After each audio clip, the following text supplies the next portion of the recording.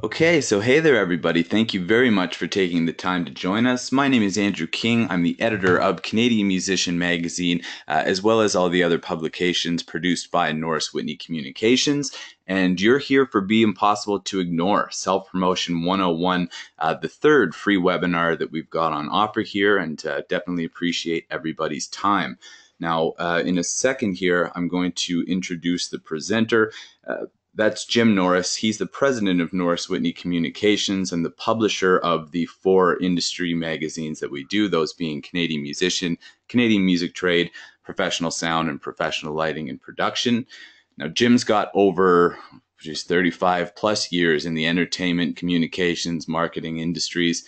This session, Self-Promotion 101, is one that he's given to thousands upon thousands of people in different countries, from different industries at different types of events. So regardless of what your line of work is, you are in for something very valuable here. So anyways, we're going to jump into it. A few things to note before that. If you want to download, we've got one handout available that you can find on your panel. It's basically just a broken down small caps of each slide in a notebook style so that you can jot notes down as we're going through the presentation. Encourage you to do if you'd like. We're going to pause partway through the session, take a few questions. At that point, it'll be mostly anything pertinent or that's related to something that's just been discussed. So it'll be a shorter period, but don't worry. At the end of the session, we'll open up to questions of all types. So if yours doesn't get answered halfway through, stick around and we'll have a longer Q&A at the end. We're also recording the session, and following the webinar, in fact, 24 hours past the end time, you're going to get an email with a link to access a recording of the complete session so that you can take it in whenever you'd like. And I believe that's our housekeeping here. So without further ado, I'm going to hand it over to Jim Norris to take you through Self-Promotion 101. How's everybody doing? So just a few things. First off, I'd like all of you just to give yourself a round of applause. Now, the people around you might think you've lost your mind, but other than that, the fact that you're here and you're taking your time to possibly learn some new skills, challenge yourself, become more successful, makes you special and makes you a very small percentage of both the population and the entertainment industry. So that's an important thing to consider. A lot of people right now are just having a beer and eating a pizza, and that's all good. But you guys are here, and I think you'll find this all really worthwhile. Secondly, and this stems from a comment from Anthony Robbins that I heard years ago, and he was doing a seminar somewhere, and in the front row was Sam Walton, who was the founder of Walmart. And he was actually feverishly writing with both hands. And Anthony Robbins had never seen this before, so he stopped the whole thing and said, like, what are you doing? And he said, well, with my right hand, I'm writing down what you're saying. And with my left hand, I'm writing down what I'm going to do about it.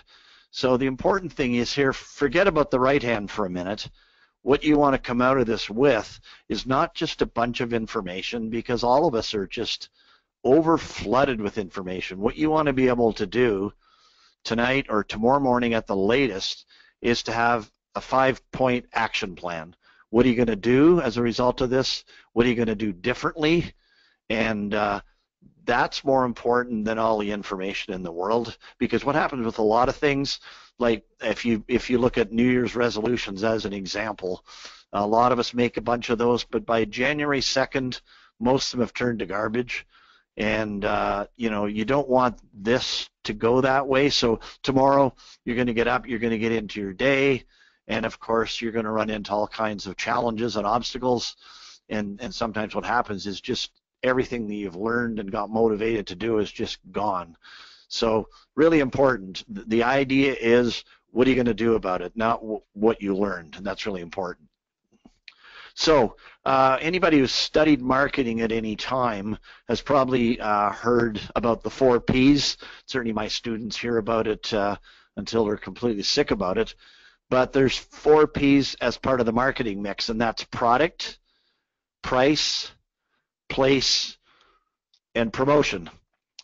So what most people think of when they think of marketing, and what most artists are certainly eager to do, is to get right to the fourth one, promotion. Let's just get out there. Let's just start tweeting and posting and putting up posters and whatever they're doing. But that is, in many cases, a waste of time, because the first one of these four is the most important, working on the product. And then price, place are important. Promotion, not that it's least important, but it's the last thing you want to be doing, okay? So for the purposes of what we're talking here, this is self-marketing. So one concept is that somebody, from whatever it is you do, has to make some money. And a lot of people have trouble with that, especially artists, musicians, a lot of times have a problem with that.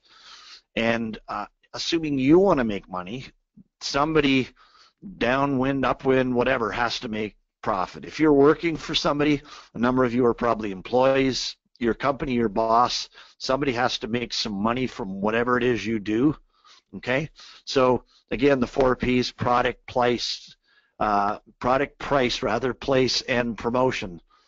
So for the purposes of this, you are the product, okay? So it's self-promotion, so you are the product. And a lot of times people have trouble with that one, but in most cases you are. If you're signed with a record label, for instance, big company like Sony, they have a lot of different products. They have a lot of different things that they make, and certainly to them, the artists that they have are a product, okay? So as a product supplier or a product, you supply a service, okay? If you're an employee, let's say for a minute, you supply that service to your employer, or maybe to a customer, or maybe if you're a musician, to a bar owner or whatever, and then they resell that at a profit, okay? So there's 2 ways to develop the product. The first one is to develop a product and then find a market for it, or possibly the market will find you. The other way is kind of backwards to that, is to find a market and then develop a product for it.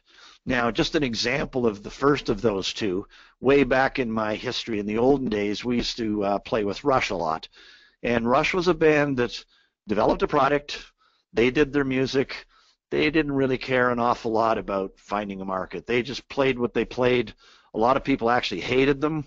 It didn't matter. Obviously, it worked out really well in the long run, and they've never swayed from that. Over the years, their product hasn't changed that much. Their sound's similar. They have an incredible number of devoted fans, but really they haven't changed that much, and they don't give in. A lot of times they don't even do publicity. They don't even care.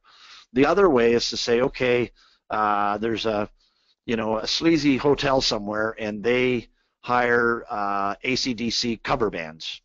Not that that's where AC/DC cover bands would go, but that would be a market. So you say to yourself, well, that's going to work. We'll be an AC/DC cover band, and we can go play in those hotels. So which one of those is better? Well, the first one is more risky, obviously. Taking the Rush route could have failed miserably, and at some points it actually did. Doing the cover band route is a lot safer. You'll make smaller amounts of money, that's almost guaranteed, whereas doing it the first way, you might never make anything. So, but having said that, I think personally that there's a lot more pleasure and satisfaction in doing something that you love, and instead of just doing something that there's a market somewhere. Now that's, either one of those is fine, and in a lot of cases it's a combination of both of them, and those are decisions you have to make. Are you prepared to take the risk? Okay, so different parts, and again, you're the product here, so different parts that you want to be working on, especially if you're a musician. Like I noticed from looking at our numbers tonight that it's about 70% musicians, songwriters, etc. We've got about 10% engineers, producers, 15% music industry type folks, and then there's about 5% in there that it's hard to say why they're here, but it's all good. So a few things about product development. Number one is talent. Now, a lot of times you either got it or you don't, and that's true to a point. If you're completely tone deaf, have no sense of rhythm, there's a whole bunch of things you don't have. Maybe you should do something else. But talent can always be developed. So even if you have some talent, a lot of times it can be developed. Skills, super important. So your ability to do something, and that might be, let's say, to play the guitar. So you've got talent. Now you've got to develop the skills. So that's a lot of work. You've got to rehearse, and you've got to practice, and you've got to do all those things to get whatever skills, songwriting skills, whether they're business skills. There's all kinds of things that you need to develop. That's a lot of work. Multiple capabilities. If you can do more than one thing, so in other words, if you can be a musician and a singer and possibly a dancer or a producer, there's lots of different things, and that makes you more in demand and more valuable. Experience. Now, experience in my mind in many cases is overrated. People say, well, I'll get experience if I hang around long enough, and I believe that you can get experience really fast. You can get experience tomorrow, and some of that is just deciding that you're going to do something. It's like Nike says, just do it. And sometimes you can get experience very quickly. I've heard the expression before that you can get 10 years of experience, or you can get 1 year's experience 10 times. And I've met a lot of people like that. They learn a whole bunch in a few months, then they never really learn anything else. Study, having the ability to study, which is difficult. And I find personally that as you get older, your ability to study and to concentrate gets harder. So studying in itself is a skill. Technology, there's probably a bunch who'd say, well, I don't like technology, and that's kind of like tough, because technology is just everywhere nowadays. It's certainly part of your music making, it's part of your marketing, it's just everywhere, it's rampant. So I think it's something you have to embrace. Sales skills, you may never think of yourself as a salesperson, but you've certainly got to be able to sell yourself to everybody, to other musicians, to booking agents, to managers, to record companies, and on and on and on. So that's a skill that you need to learn. Image.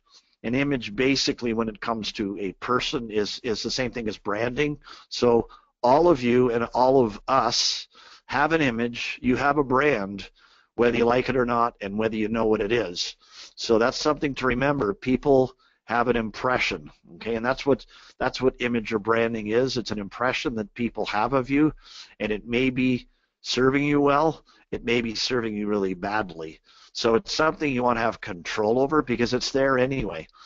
Everybody that you run into has an impression of you that maybe it's accurate, maybe it's not. Attitude, and again, attitude is not good attitude or bad attitude. It's your way of looking at things, and it's either effective or it's not. Some people will run into problems in their life, and their attitude is, well, this is terrible, I'm just going to give up. And other people look at that and say, well, this is a challenge, I'm going to rise to that. And it's just how they look at things. It's not good or bad. It's just, is it effective or not? So a few other things that are kind of old-fashioned and basic.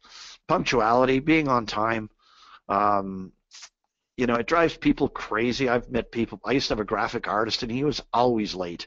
If he was supposed to be in at 4 o'clock, he would just be starting to put his underwear on. I mean, he was just always late. And that just gets annoying. So you got to, if you're in a band and you're keeping the entire band waiting, it just drives people crazy. Cooperation, so being cooperative, not just being a pain in the ass. Some people are just so uncooperative, and everything's a battle. It's always a struggle. So if you have a reputation or an image for being cooperative, that goes a long way. Flexibility. Being flexible, being able to turn on a dime, being able to look at what you're doing and say, well, this ain't working, I'm going to try something different. Going the extra mile, so doing way more than what you're promised. The key is to under-promise and over-deliver. It's really what it's all about. People remember that. Likability, you might say to yourself, well, you're either likable or you're not. But that's not true. There's actually a gentleman, his name escapes me, but he has a book called The Likability Factor, and he talks in there about how to become more likable, because some people just aren't. We all know people that just nobody likes them, and sometimes that may be something you have to work on. Social skills. Now, I've got that down as a skill. Some people are really good at it. They're very good at socializing and talking to people and doing all of that. Some people aren't. Some people are just shy, like a lot of you might be shy. But that's a skill, learning how to get along with people and start conversations and doing all those types of things. So it is a skill, and all of these things can be learned and can be improved upon. So Dubai, now you might think, okay, Dubai, that's a place in the Middle East, and it certainly is, but here it's an acronym, and what it stands for is don't you be an idiot. And sometimes I use a different term for idiot that you can probably imagine, starts with an A. So that's really important, because sometimes your image or somebody that you deal with, that's what you think of them.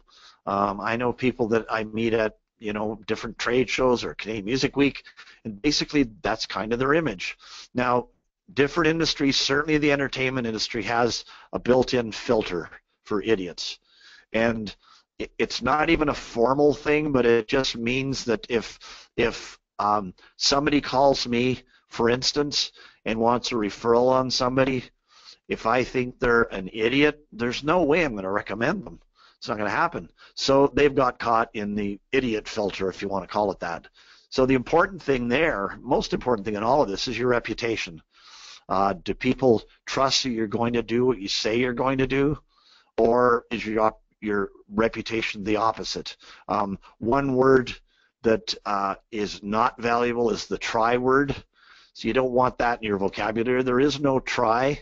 Either do it or you don't, and people know that, right? To me, if somebody says they're going to try, I know it's not going to happen. It's just not.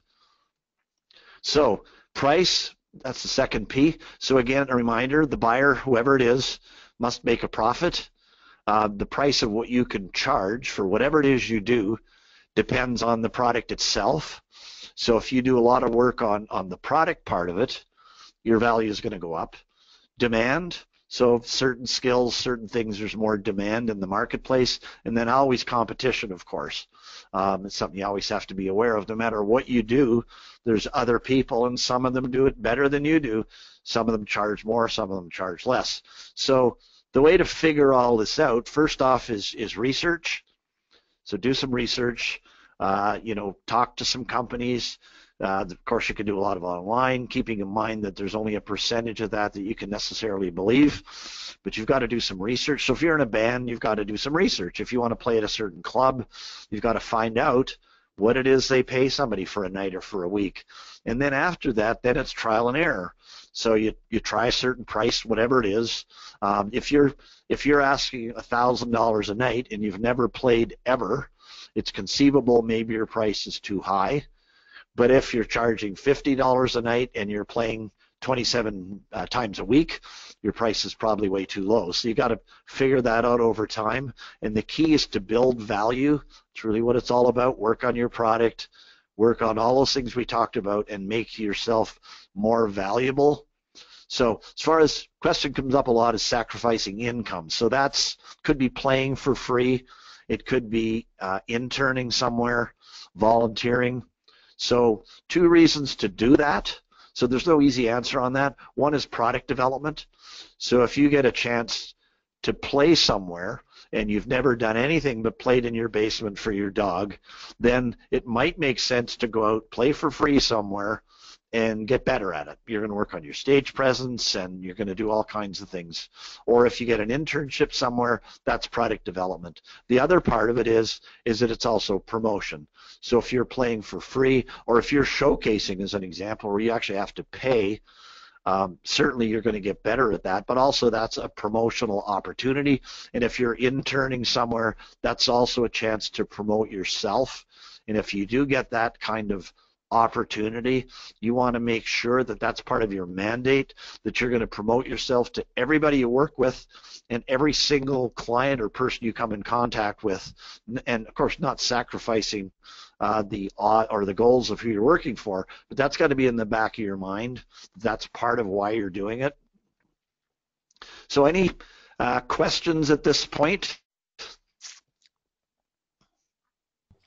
Yeah, Jim, we've got one, and I've asked for a bit more information. It's a bit general, but someone's asking about the best way to get a new product out there, specifically drum and percussion products, in this case, drum and cymbal mutes. How would you suggest taking that or I guess introducing it to the market? Sure. Well, first thing is research. Before you introduce anything, you've got to find out, is there a demand for whatever it is? I see a lot of stuff at the NAMM show every year, and it's in the Hall 6, they call it, and a lot of them you never see them again because it's some product that nobody cares about, and there is no need for it. There's countless products that are already there at less money. So that's the first thing, is get out, do some research, if it's a drum product, talk to a whole whack of drummers and just say, here's my idea, again, without it getting stolen, but find out, and then do some research, find out, does the product make sense? What am I going to price it? You certainly have to think about distribution before you make the product. I find a lot of people don't do that. So they got a product and they made a whole whack of them and they have no idea how to get it into the marketplace. I've seen a lot of artists do that as well, where they'll go and press 500 CDs and then kind of wonder how they're going to sell them afterwards. So, you've got to do research on all of those different parts. And then as far as introducing it in the market, a good place to start certainly is a trade show like the NAMM show, where you can test it and you can get some response. And then, it's always going to cost more money than you think. That's kind of the same with anything. No matter what you launch, it's going to cost you way more money than you expected. So you got to be prepared for that. That every part of it is going to cost some money. And then as you go along and you put the product in place and you have marketing plans, then you have to monitor it as you go. That's really important. And see, well, this is working, this isn't working. Maybe this is a change we can make to the product that's going to work. So it's a long process, but you can't just go out and make a bunch of stuff and hope that the world's going to beat a path to your door, because most cases they probably won't.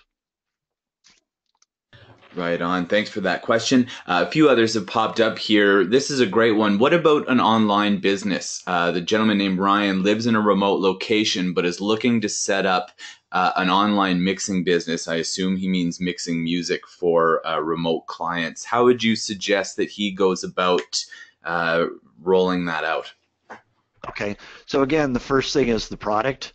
And part of that is going to be the actual mixing process, but part of it is also going to be the friendliness and how well the online interface works, because so many of them suck big time. And we've all been on sites where you go on there and it's just a battle. Everything's a battle. Even trying to give them money's a battle. So that's kind of the first part, is whatever the service is. But secondly, if you're going to do it online, you have to pick a platform that works really well, is easy. People aren't fighting with it, and that it's easy to accept PayPal and get their credit card and all those type of things. So that's kind of the first step. And then obviously once you've got that, then you have to promote it. And that, again, even though marketing online in some ways is less expensive, you still have to be prepared to spend some money. You might have to do some advertising. You might have to do all kinds of things to get some traffic and get people going. But there's all of, and of course there's all the online tools that you've got nowadays. But if your product sucks, those don't matter. In fact, you don't want to be rolling it out while people are yelling at you because it doesn't work. So, don't be too eager to promote anything until it's working well. And then you want to make sure that people refer it to other people and keep coming back, so that, because that's a lot of it online. Well, it's a lot of it anywhere. So, and to be continually working at that, you want to build an email list, and there's a bunch of things you want to do to make sure you have somebody to market to. So we'll do two more questions for folks that have, and there's some great ones here. If yours isn't answered right now, I'll either field and answer a few via text in the next few minutes, or of course we'll wait till the end of the session. We'll have a longer Q&A. But Jim, someone's asked about if you can elaborate on the second slide. There was the point about finding or identifying markets and what those markets may need prior to developing your product. And I Okay. guess she's just looking for a bit more information about that point. Okay. So, I mean, some of that it certainly can be done online. There's a lot of it there, a lot of information there. Some of it might be, let's say if you have an actual physical product, and like the drum product, for instance, you want to go out to music stores, you want to go into Long McQuaid, people that are dealing with this every day, and you want to go in and say, like, what do you think? Or if it's, if it's a certain type of music, you want to talk, again, without giving away the store, you want to talk to people that know what they're doing. A&R people, for instance, music publishers, and I find most musicians and actually most people are kind of afraid to do that.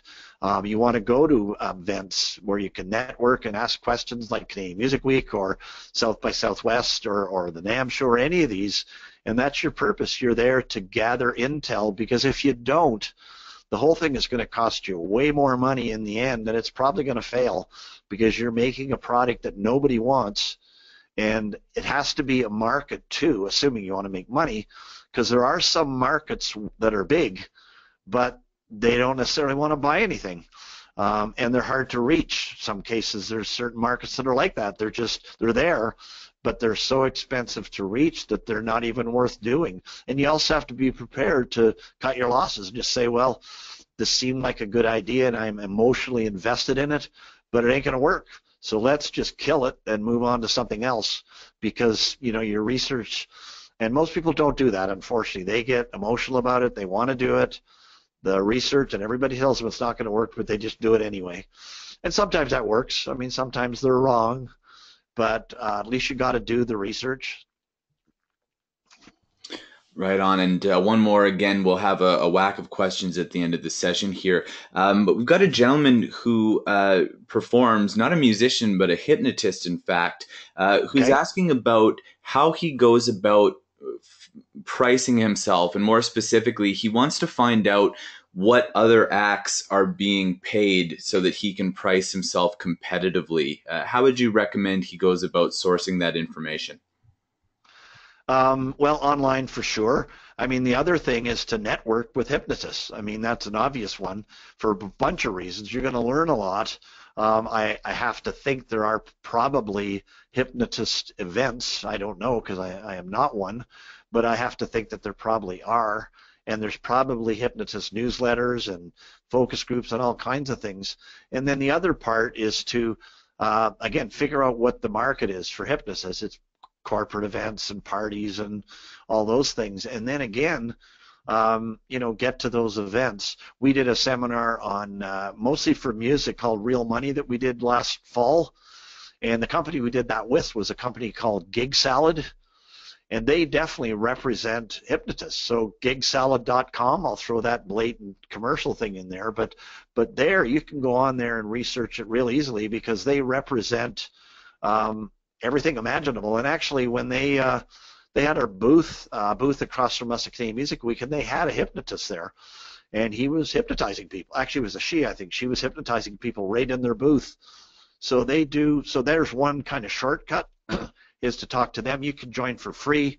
You can get listed on there, and then you can pay more. But that's another sort of form of pretty quick research there.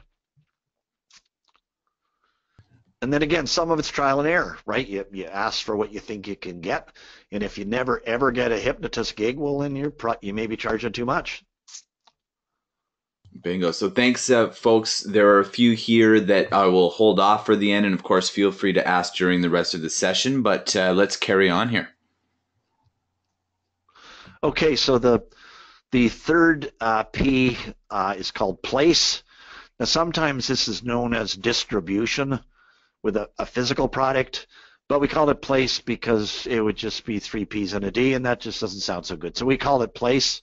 So one part of the place equation is market demand. Okay, so that's is there a demand for whatever it is you're doing, and where is it?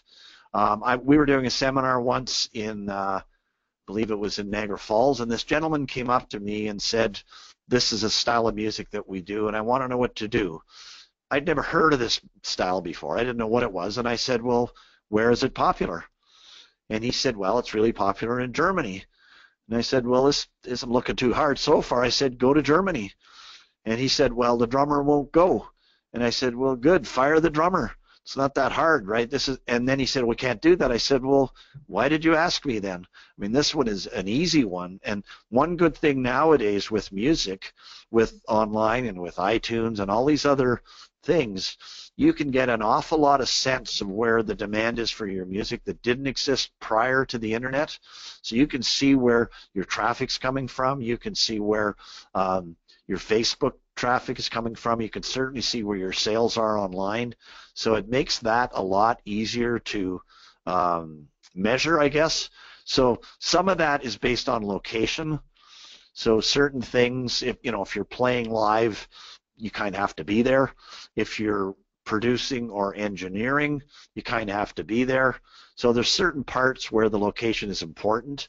There's other parts where it's not. There's a lot of things that can be done online nowadays, certainly e-commerce, as was discussed.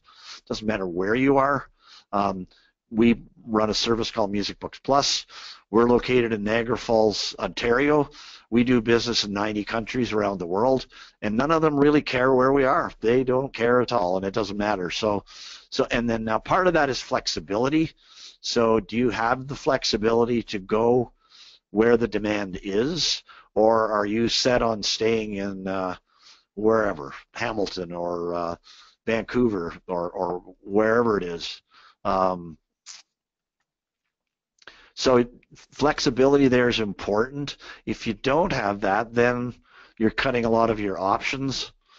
And obviously sometimes you have family issues and you've got all kinds of other issues. I once had a student, and her two priorities were to be in the music business and be somewhere warm. So I set her up with some opportunities in Miami. Like, that one was easy. Lots of music, lots of Latin music, which she loved, and it's warm. So that fixed that one up. Travel, I'm sure a lot of you like to travel. So having that ability. The good thing nowadays is to travel doesn't cost much. It's no more than it was 30 years ago. You can get flights anywhere for a few $100s.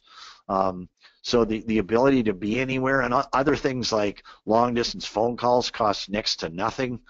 And there's just a lot of things now that don't cost much anymore. Virtual services, of course. If you're a publicist, as an example, you can be a publicist is a good gig because you can do it from anywhere. I have a publicist I know in the States, and she used to operate out of Los Angeles. She moved her business to Oregon, bought a cottage out by a lake, and sits out on her porch with her computer, and that's where she does all her work from. And occasionally she'll go to a trade show, but she gets up in the morning, has a coffee, and looks over the lake and makes all her phone calls, does all her internet stuff, and she can do that quite easily. And she's a much less, when I see her now, she looks so much less stressed out than she did before, which is a good thing. So promotion, last but not least, but important. Don't be promoting yourself if there's nothing to promote. In some cases, it's not even a question of nothing to promote. Sometimes you're just bad. I mean, whatever it is you're providing just ain't working for a variety of reasons. Now, that doesn't mean it's hopeless. It can get better. But if you're going out playing live and everybody hates you completely, that's not necessarily a bad sign, but a lot of times it is. Or you just can't sell anything. You've got no traction. Maybe it's not quite time to promote yet. Maybe you better figure out what to do about the product, what to do about your live performance, what to do about recording, like all those different things we talked about. Now, one thing to recall, and this is especially true, some of you may be looking for a job at some point, or maybe be looking for a job right now. Now, one thing that's really important there is the hidden market. Most of the job market, most of the opportunities are hidden. You can't see them. You can't find them. You're not going to see a lot of ads in the Toronto Star for an A&R director. I mean, that's just not going to happen. So you've got to go out and find these markets if you're looking for a job, and not just fire out resumes. It's a total waste of time. I see students do that, and I've never seen one to be successful. So you got to do your research and say, okay, I want to be an engineer, right, and I want to do it in Ontario. So what you got to do is get a list together of every studio in Ontario, and you have to phone every single one of them. Phone them, don't email them, and just find out if there's any opportunities. Now, most of them are going to say no, but you don't need most of them. You only need one. So at some point, somebody's going to say, well, why don't you come in and we'll talk about it. So obviously you need a resume that works, but just emailing resumes is not going to tap you into that hidden market. It's just not. There's a ton of opportunities at any given time. Doing proper interviews, important, again, being on time, being dressed appropriately, having had a shower in the last month. Like, there's a lot of factors that are important when you're getting, and your focus at any kind of interview, which is basically a sales presentation, it has to be the benefit of the person that's interviewing you, not yours. I'm here because I'm poor and I want to get a car and I need a new house and my girlfriend's going to throw me out. Like, they don't care about any of that. It's, I'm here because I want to help you grow your business, and I think I have a lot to offer. So know about the business, and there's no excuse for that nowadays, not knowing. Like in our case, there's no excuse for somebody not knowing what we do. It's so simple. So you're going to need, if you're an artist, and maybe even not, certainly if you're an engineer or producer, you need a bio. And if you need help writing that, there's lots of people around that could do that. You need a photo. Photo should be relevant. Okay, so if you're an engineer, let's say, it would make sense to have a photo in a studio setting, not just a photo that makes it look like you work at Harvey's or something. References, even if you don't necessarily present those, you want those. So if you are a total idiot and you're bad at what you do, you're going to have a problem with references because they're not going to be positive. So this is part of your reputation. You may want to have a video. So you may want to put a video together that promotes yourself. Now, do that well if you're going to do it at all. Most of the videos on YouTube are terrible. They're done on a phone by somebody with no video skills. Like, my video skills and photography skills on my phone are abysmal. So get somebody who actually knows how to do video. Business cards, of course. Most musicians don't have business cards, but it's just a basic, really basic tool. Website may be a possibility. Certainly, even though you're not ready for that, you should be registering a domain. There's only so many. It's real estate, and they're all going to be gone. So get out there, register a domain. If you have a name that's a little bit odd, use that as your domain, because who knows, you might be famous. Advertising's a possibility. You might want to run an ad somewhere. Sales, of course, personal sales is what it's all about. Things like Facebook, LinkedIn, especially LinkedIn, because it's business oriented. So whatever your service is, you want it on LinkedIn. You want keywords in your description that makes it easy for you to find. MySpace, not so important anymore. YouTube, of course. YouTube's the second largest search engine in the world after Google, and they also happen to own it. Really important is networking. Now, it shouldn't be, and you shouldn't have to worry about it, but the music industry, especially the entertainment industry, and most other industries, networking is super important. Getting out there. So even if you're shy, painfully shy, you got to get over it. You got to get over it. You got to get out. You got to get to relevant events. If you're an engineer producer, you should be at the local AES meeting. There's tons of possibilities there. You should be going to conferences, trade shows, wherever you can. You should be also, if there's a producer, for instance, that you emulate, call them up, see if you can pick their brain, see if you can take them out for lunch. You'll be surprised how many people will accept that and be flattered by the fact that you're trying to find out more about how to get successful. So again, if you don't do that, that's part of networking. Obviously, networking online with all the different tools that are there. But if you stay in your basement and you never talk to anybody, and I see a lot of people that do that. Unfortunately, or fortunately now, no matter how good you are and how wonderful you are and how good you smell, all of that is not going to matter because nobody's going to find you in your basement. It's just the way it is. The fifth P, and of everything we're talking about tonight, of everything, this is the most important thing to take away. Most important, okay? Persistence. Super important. And most people are terrible at this. I find most people that are trying to sell me things are so unpersistent, it's unbelievable. I am a poster child for persistence. I just keep going forever until either myself or the person I'm chasing is dead. If one of us is dead, then I might slow down a bit, but it's really important. And never say die is basically what it comes down to. A few examples of that. Thomas Edison, very well-known person, invented the light bulb, he invented the phonograph, a whole bunch of things. But in developing the light bulb, he failed 10,000 times. 10,000. Now, I don't know anybody who's got that kind of persistence. Like, that's just crazy. But nobody remembers for the 10,000 times it didn't work. They just remember that he invented the light bulb. And his attitude was that every time it didn't work, he was getting closer to what did work. And everybody around him said, forget it. You know, Tom, this ain't going to work. So he just kept going. Another one is Colonel Sanders, of course, you know about. Same thing. He had a great recipe for chicken, and he was turned down like drastically, hundreds and hundreds of places.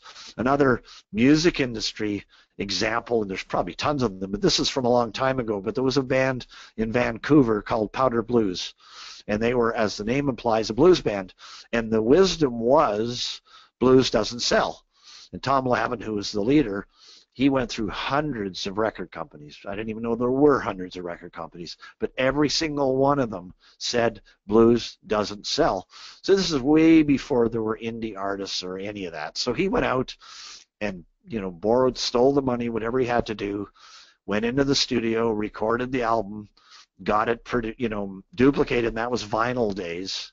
So not even ultimately, but within some period of time, that album went platinum in the southern part of BC.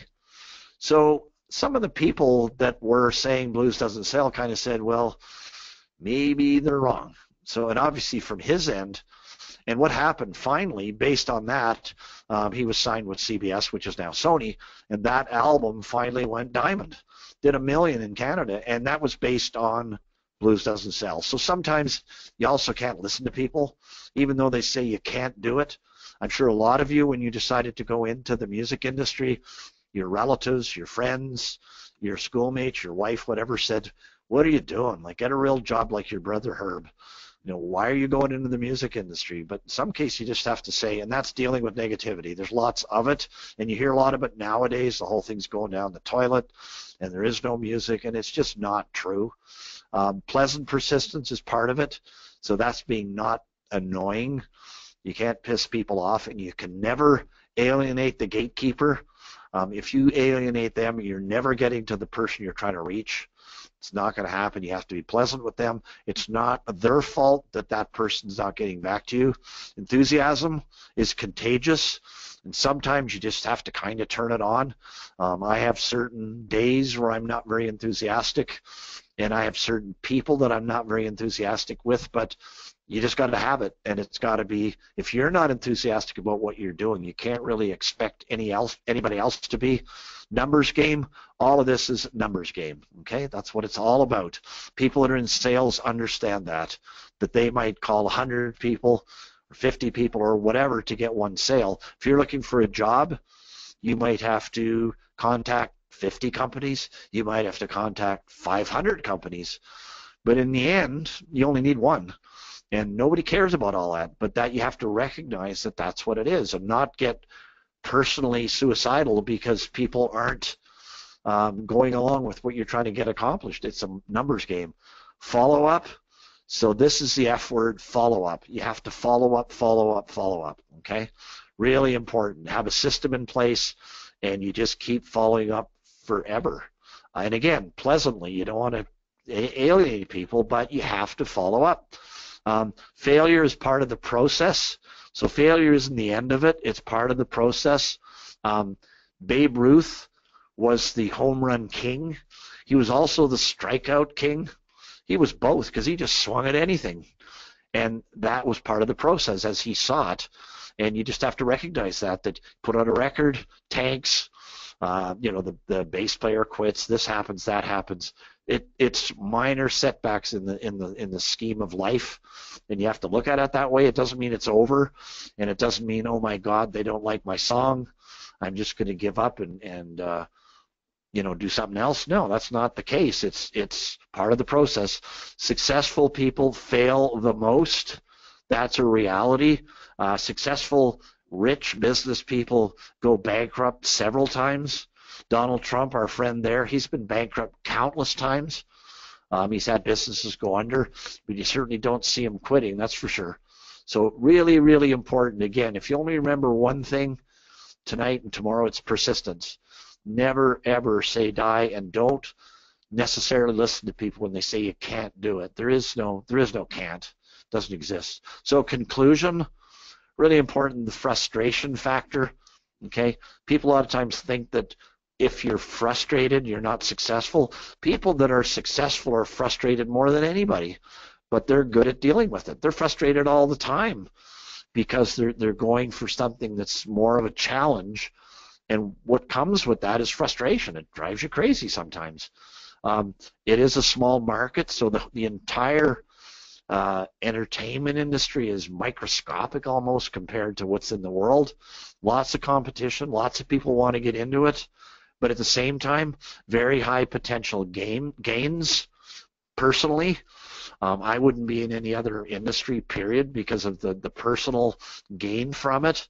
And it is possible, even though some days it doesn't seem like it, it is possible as an artist or a producer or an engineer to do financially well. So those are kind of the positives.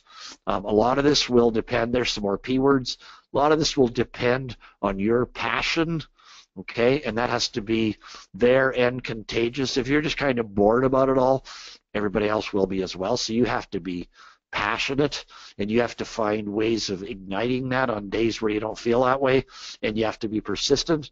And the reality is that most people out there will not succeed, but that's not really your problem. You just have to make sure that that you're one of the 2 or 3% that's really successful, and the people that aren't, that's not your problem.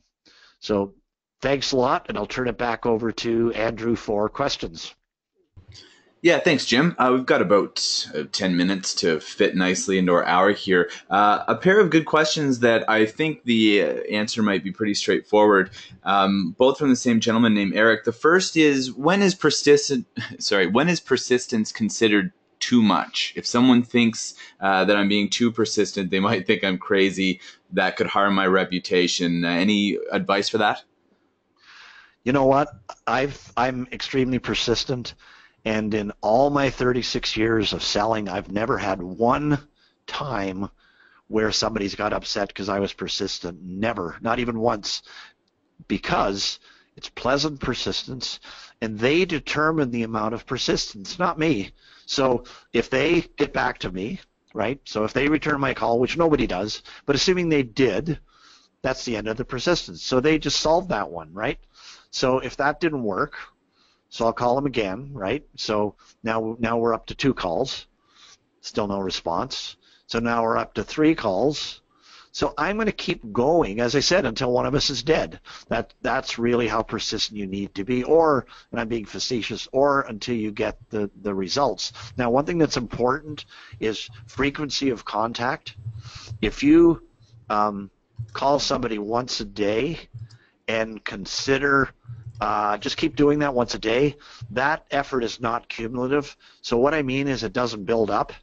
There's no build up there. So people that don't return calls are not really paying attention for the fact that you called them 10 times, because it was the pace of that is once a day. Or if you're sending out emails, same thing, right? If the pace of that is once a day and that's not working, continuing to do it once a day is not going to do it.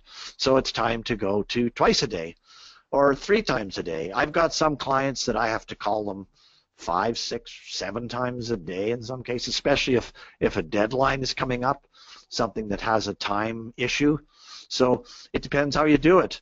But the point is, if you don't, those opportunities, you might risk upsetting somebody once in a while, but all the opportunities are out there. Somebody who's more persistent than you will get them, and you'll get table scraps.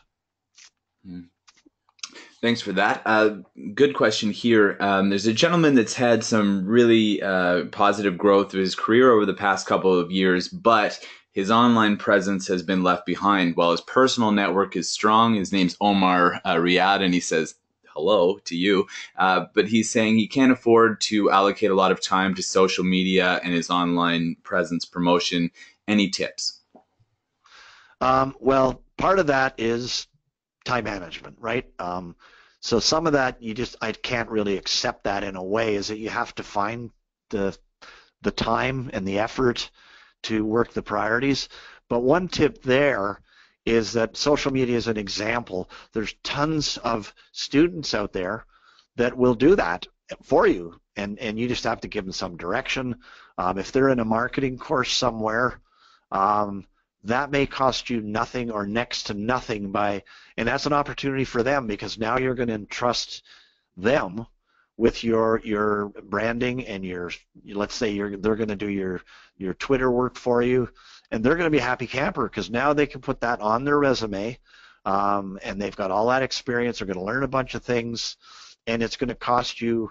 The only time is make sure they know what they're doing in the first place, or they can cause more damage than good. So you want to make sure they understand totally what your goals are, what your branding is, and same thing with building a website. I mean, there's lots of people that will do that for very little money because they're trying to establish their track record.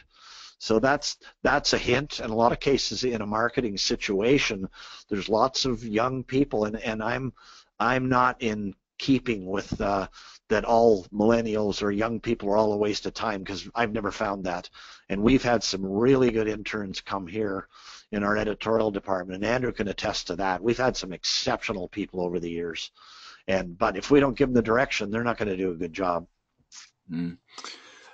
A good one here. There's a gentleman that sells and installs audio-visual systems. He's wondering about defining your pricing model based on bundling products together and adding value. Like, how would you go about striking a balance when, to encourage someone to purchase in higher quantity and subsequently save on individual components? Okay. Well, with the AV market, practically everything is bundled anyway, because somebody who's putting in any kind of system needs all the different bits and pieces. So as a supplier, you want to be able to make that so that you can supply all the bits and pieces. So you don't want to be sending them away to somebody else. And a lot of people in that industry have had to go that way in the last 20 years, that maybe they only did sound systems, but now they're having people come and say, well, we need video, we need lighting, we need whatever it is. And if you send that person somewhere else, if you send them on to Solotech as an example to get your lighting, the odds are they're not coming back. They're going to go there and they're going to be able to give them everything. So bundling is important for sure, and being able to make sure that person doesn't go anywhere else. And that's just one of the issues, I guess, from talking to a lot of AV people and contractors, is that they've had to learn how to do those other areas, and they've had to hire people. So if they didn't know lighting, they had to go and hire somebody and say, okay, now we can help you with your lighting, with your video, with your IT questions, like all security systems, all these different areas. And that's just kind of the nature of the beast, because if you don't, somebody else will. And then, with AV stuff, a lot of it's based on bidding, so it really is trial and error. You've got the specs, and then you have to bid on it, and for sure that all your competitors are. And if one person is always getting your work, you've got to kind of look at that and say, well, they're obviously bidding less or offering more, and you've got to learn from that. Mm-hmm. Okay, so final question. We'll wrap up the session following this. There are a couple of other questions here yet, and I plan to spend a bit of time following to make sure that we get your information or at least point you in the right direction. But to end us off here, something that can give us a bit of a boost, but failure can be discouraging. What do you recommend people do to stay encouraged in light of that?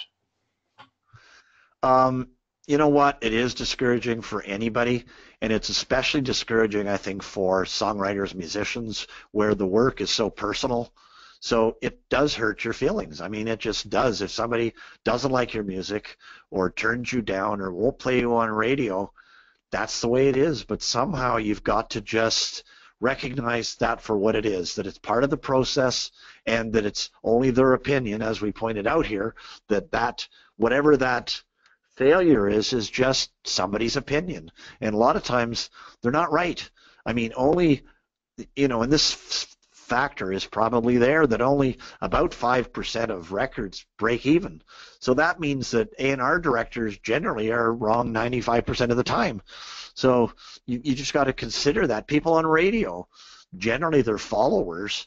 So if they turn down your record, you just got to kind of put that aside and say that doesn't necessarily mean anything. And it is going to hurt your feelings, and it is going to bother you. But you just get up. Well, the best example of that I see is when you watch figure skaters.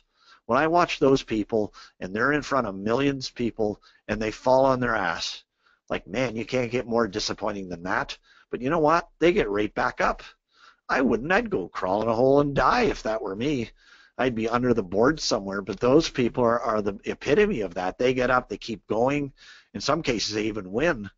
And they're doing that in front of, it's not private, it's in front of like millions of people. So I think there's a lesson, right? You just keep going regardless, and you never give up. And if you're knocked down, that's okay, right? You just kind of dust yourself off and stop feeling sorry for yourself and just keep going.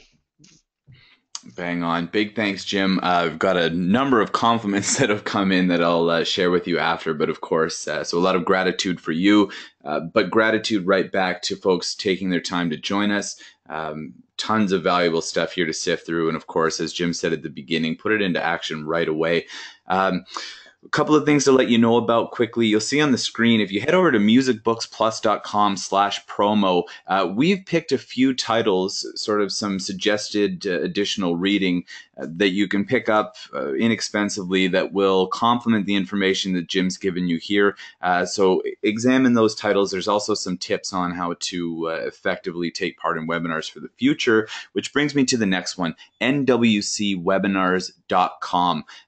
Go visit that. This session will be posted in the next couple of days, so you can access it on demand. We've got a couple of existing ones that you can access at your leisure, but most importantly, that's where we'll be posting all of the future webinars that we're doing. We appreciate you joining, and there's plenty more to come from us. So we'll sign off here. Everyone that's attended will get an email following the session with the link to the recording, and well, there's the URL to follow. Again, my name is Andrew King. You've been listening to Jim Norris, and we're signing off.